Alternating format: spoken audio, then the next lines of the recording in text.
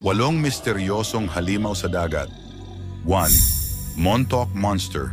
Isang kakaibang nilalang ang inanod sa Long Island. May nagsasabing ito ay nabulok na rahon, habang ang iba ay naniniwalang isa itong mutant. 2. Bloop.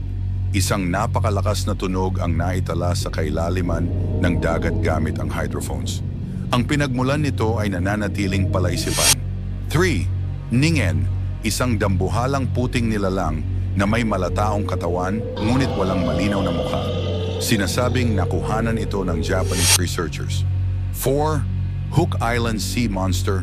Isang nilalang nakahugis ng tadpole at may habang 30 talampakan.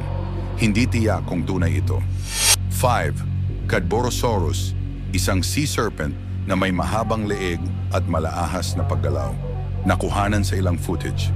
6. Chilean Blob. Isang malahaleya na nilalang na inanod sa dalampasigan. Maaaring labi ito ng isang balyena. 7. St. Augustine Monster. Isang dambuhalang nilalang na may malaelepanteng balat na natiling palaisipan. 8. Trungko. Isang puting nilalang na tila pinaghalong balyena at polar bear. Lumaban umano sa mga pating bago inanod sa dalampasigan.